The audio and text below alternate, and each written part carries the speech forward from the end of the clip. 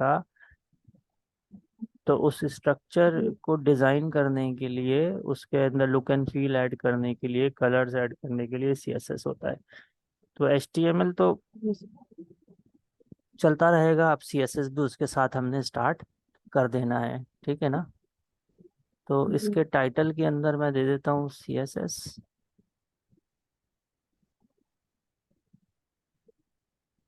And CSS stand for cascading style sheet, ठीक है ना। ये मैंने दे दिया।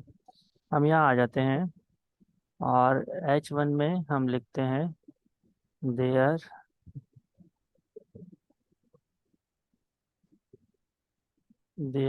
आर 3 टाइप्स ऑफ CSS, ठीक है ना। इसको Ctrl+S सेव कर लेते हैं और ये आपका फोल्डर आ गया। और यहाँ पे CSS क्लास 1 लिख देते हैं।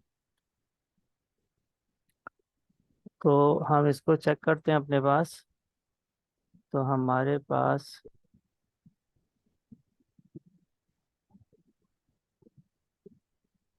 ये आपके पास है, ठीक है ना।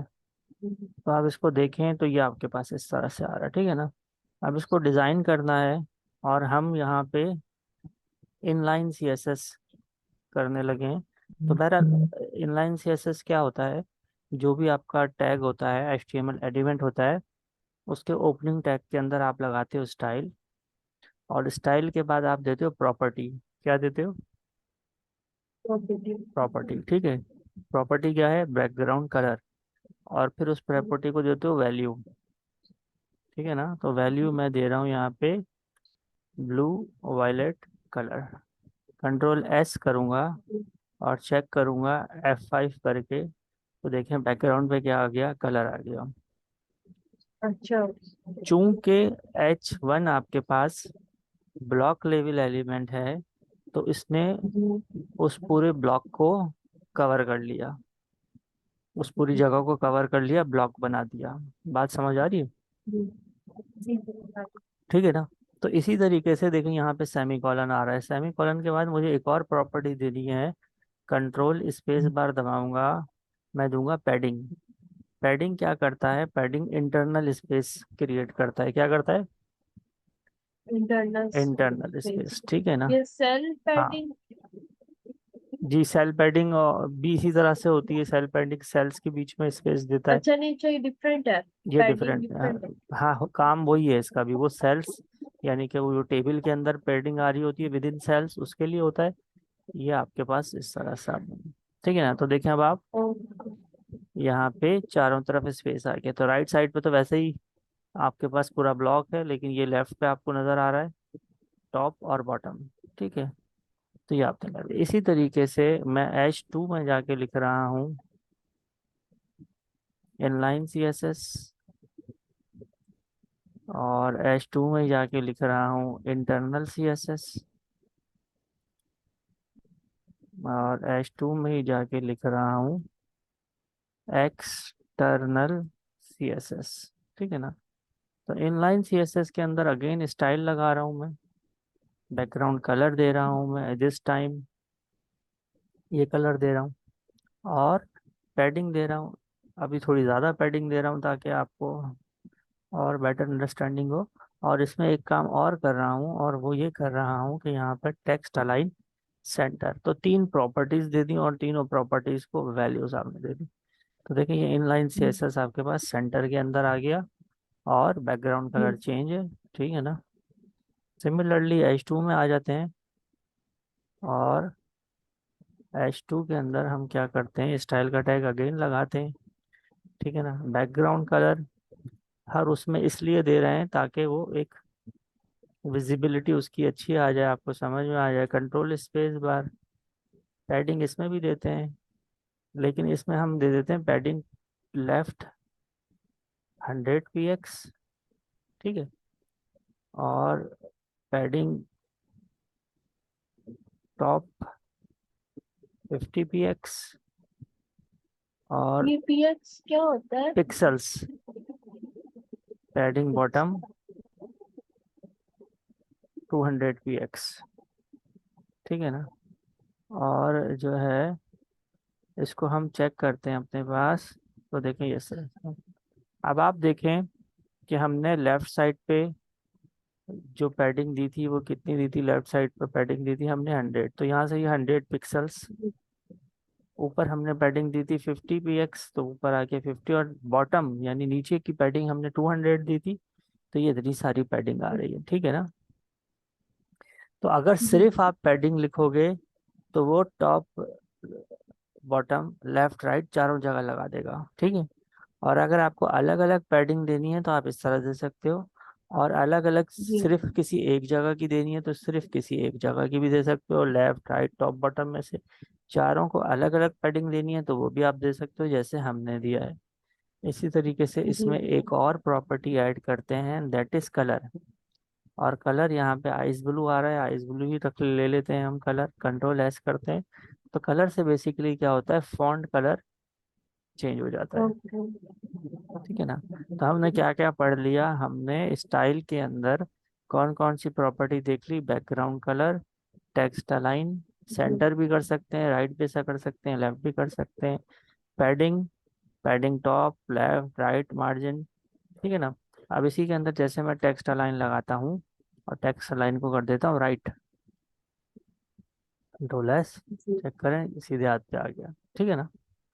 जी इसी तरह आगे फिर आ जाते हैं, आगे स्टाइल हम लगा रहे हैं, और स्टाइल के अंदर बैकग्राउंड कलर दे रहे हैं हम, और बैकग्राउंड कलर हमने येलो दे दिया, ठीक है।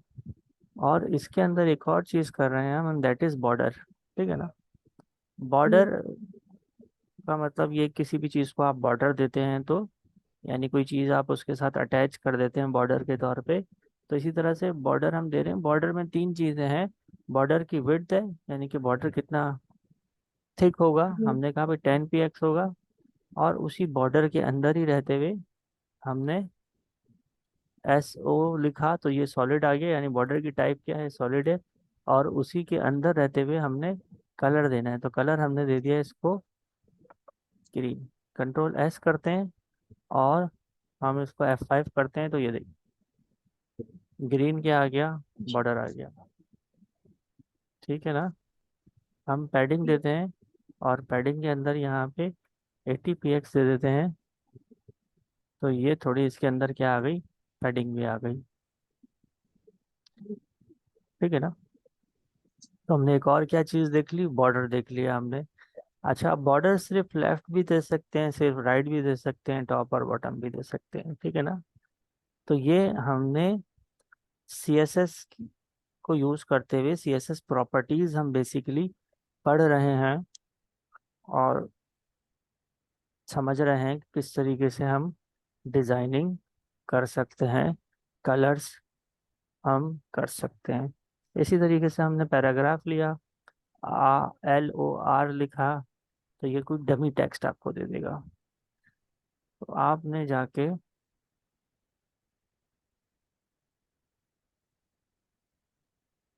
उसके अंदर स्टाइल देके पैडिंग दे दी 15px, ठीक है। और आपने इसका बैकग्राउंड कलर दे दिया ये, और आपने इसका कलर दे दिया वाइट, ठीक है ना। और आपने इसका फॉन्ट साइज भी आप दे सकते हैं, ठीक है ना। अभी तक हमने फॉन्ट साइज तो नहीं देखा था, तो फॉन्ट साइज दे सकते हैं हम, फॉन्ट साइज दे रहे हैं 15px,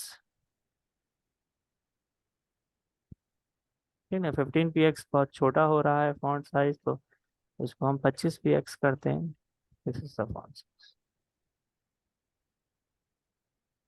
तो इसके अंदर थोड़ी पैडिंग पैडिंग दी हुई है हमने 15px, पैडिंग को थोड़ा बढ़ा के चेक करते हैं,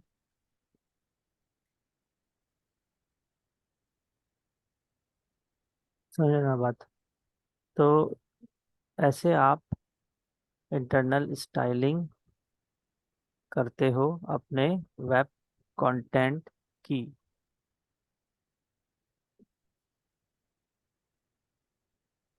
अच्छा, इसी तरीके से देखें, एक और पैराग्राफ ले लेता हूँ मैं, और इसके अंदर और टेक्स्ट दे देता हूँ, और इसके अंदर स्टाइल लगा के बैकग्राउंड कलर, और इसके अंदर हम फॉन्ट साइज 20 px देते हैं। इसी तरीके से हमारे पास फॉन्ट फैमिली है।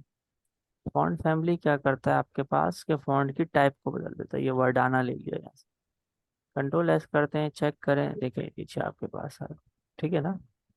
और पैडिंग से थोड़ी खूबसूरती आ जाती है, तो पैडिंग ऐड कर देते हैं हम। 20 px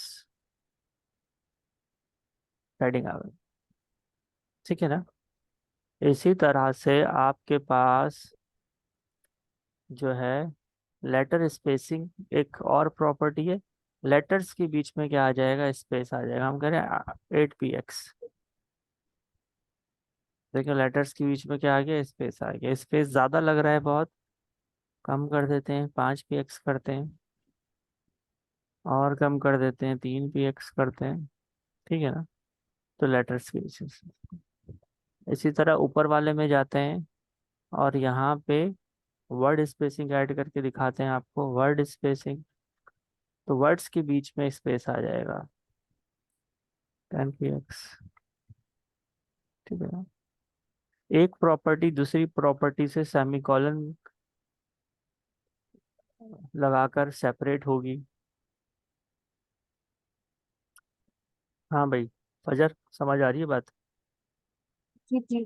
अच्छा, तो अब मैं ये चाहूँगा कि आप जो है ना, ये इतना काम पहले कर लें, और बाकी का भी जो काम अगर आपका रह गया है तबीयत की वजह से, वो कंप्लीट कर लें ट्यूसडे तक। अच्छा, हाँ जी। मुझे आपने मुझे कल लेक्चर भेजा था, वो कह रहे हैं आप कि पिछला मैंने सारा कर लिया है। हाँ, वो वाला कर लें, कल वाला। ठीक है ठीक ना। है। तो ये वो काम भी लेक्चर में कर हाँ, ये काम भी आप कर लीजिए। तो फिर थोड़ा हम इसमें और स्पीड लगा लेंगे थोड़ा सा। अभी आज इतना ही रखते हैं, ताकि आप प्रैक्टिस में आ जाओ। ठीक है। ठीक चलो, मैं आपको वीडियो भेजता हूँ, फॉलो करें। कोई प्रॉब्लम हो तो बताइएगा मुझे। है। ठीक है। ओके। Thank you. अल्लाह हाफिज़।